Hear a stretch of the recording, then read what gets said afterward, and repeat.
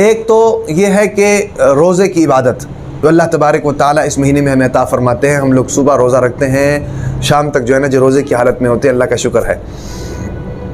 یہ عبادت اللہ تبارک و تعالیٰ ہمیں اس رمضان المبارک میں عطا فرماتے ہیں. اور دوسری بڑی عبادت جو ہے جو ہم سارا سال نہیں پڑھتے ہیں، ایک رمضان المبارک میں اللہ تبارک و تعالیٰ ہمیں موقع عطا فرماتے ہیں، وہ عبادت ہے تراویح کی عبادت جو اللہ تبارک و تعالیٰ ہمیں عطا فرماتے ہیں. تو یہ دو بڑی عبادت. سب سے پہلی بات تو یہ ہے کہ ان عبادات کو اچھے طریقے سے کرنا چاہیے.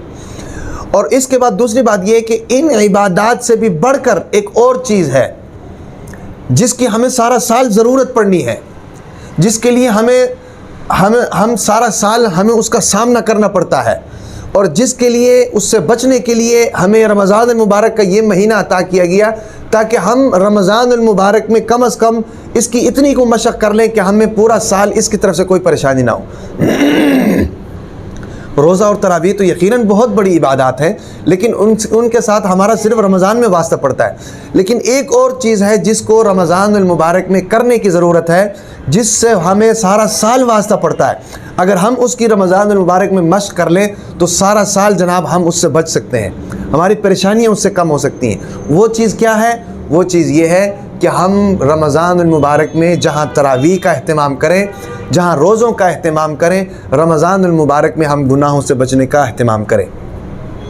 یاد رکھیں ایک میری بات، آدمی کتنا بڑا عبادت گزار ہے، لیکن اگر وہ ساتھ ساتھ گناہ بھی کر رہا ہے تو وہ کبھی بھی عبادت گزاروں کی لسٹ میں شامل نہیں ہو سکتا ہے. وہ کبھی بھی عبادت گزاروں کی لسٹ میں شامل نہیں ہو سکتا ہے. حضور نبی اکرم صلی اللہ علیہ وسلم نے کیا فرمایا کہ اگر سب سے بڑے عبادت گزار بننا چاہتے ہو تو گناہوں کو چھوڑ دو.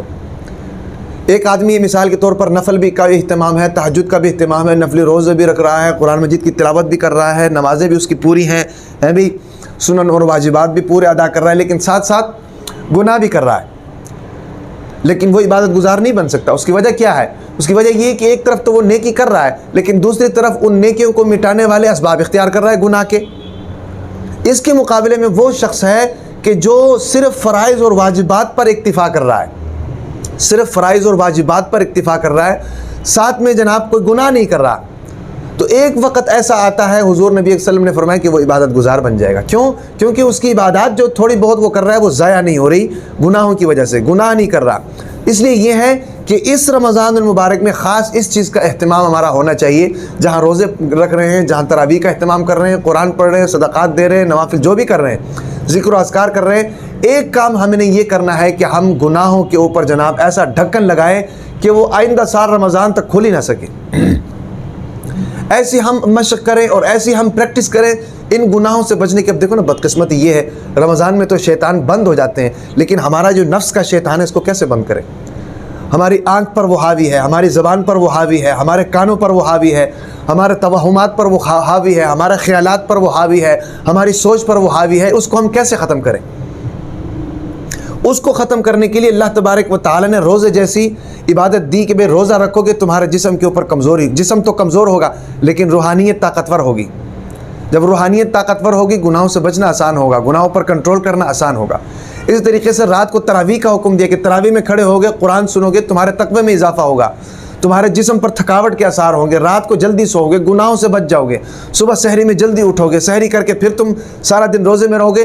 پورا مہینہ یہ پروسیس چلتا رہتا ہے.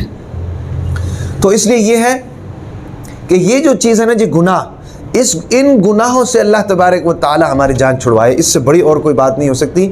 اگر ہم سارا سال تہجد بھی پڑھتے رہیں لیکن اگر ساتھ ساتھ گناہ کر رہے ہیں تو وہ ہمارے تہجد کے ثواب کو کھا رہا ہے. لیکن اگر ہم صرف فرائض اور واجبات پر اکتفا کر رہے ہیں لیکن گناہ کوئی نہیں کر رہے تو اللہ تبارک و تعالیٰ سے یہ امید ہے کہ انشاءاللہ اللہ تبارک و تعالیٰ ہمیں عبادت گزاروں میں اٹھائے گی، عابدین میں ہمیں اٹھایا جائے گا. اس کی وجہ بھی یہی ہے کہ ہمارے ثواب، ہمارے جو نیکیاں جو ہم نے کی ہیں وہ سٹاک پڑی ہوئی ہیں، محفوظ پڑی ہوئی ہیں. تو رمضان المبارک میں یہ کام جو ہے نا جی گناہوں سے بچنے والا کام، یہ ان عبادات سے بھی میرے خیال میں ضروری ہے. کیوں؟ کیونکہ عبادات بھی محفوظ ہوں گی، ریاضیات اور آپ کے تمام نیک اعمال، ریاضات جو آپ نے کی وہ ساری کی ساری اس رمضان المبارک میں محفوظ ہوں گی اگر ہم لوگ ان گناہوں سے جناب باز آ جائیں، ان گناہوں کو چھوڑ دیں. اگر ہم گناہوں کو کرتے رہیں گے تو ایک طرف تو تراویح چل رہی ہیں لیکن دوسری طرف تراویح کا ثواب گناہ ختم کر رہا ہے. ایک طرف تو ہم نے روزہ رکھا ہے لیکن دوسری طرف اس روزے کا ثواب ख़त्म करो। रोज़े का मकसद क्या है? रोज़े का मकसद या अय्युहल्लज़ीना आमनू कुतिबा अलैकुमुस्सियाम कमा कुतिबा अलल्लज़ीना मिन क़ब्लिकुम लअल्लकुम तत्तक़ून, ताकि तुम तक़वा हासिल करो। रोज़ों के अंदर रहकर, उसकी पाबंदी के अंदर रहकर तुम अपने कान की भी हिफाजत करो, तुम अपनी आँख की भी हिफाजत करो, अपनी ज़ुबान की भी हिफाजत करो, अपनी रूहानियत की भी हिफाजत करो, अपने ख़यालात की भी हिफाजत करो। जब रोज़े के अंदर रहकर इन तमाम चीज़ों की हिफाजत करोगे और 1 महीना मुसलसल इसकी जनाब मशक़ करोगे, तो रमज़ान के बाद जनाब आपको तो आदत पड़ जाएगी गुनाह छोड़ने की, गुनाहों से बचने की। ये कुरान कह रहा है कि तुम तक़वा इख्तियार कर लोगे, रोज़ा रख लोगे तो। लेकिन मसला ये है ना जी, हम गुनाहों को छोड़ने की याद रखें। अगर एक कमरा है, कमरे के अंदर जनाब आपने चारों कोनों में एसी लगाए हुए हैं, लेकिन आपने कमरे का दरवाज़ा भी खोला हुआ है, तो आप मुझे बताएं क्या वो एसी कमरे को ठंडा कर सकता है? ज़ाहिर बात है, उसको ठंडा करने के लिए तरीक़ाकार तो ये है कि आप दरवाज़ा बंद करें, तब जाकर उसकी कूलिंग होगी।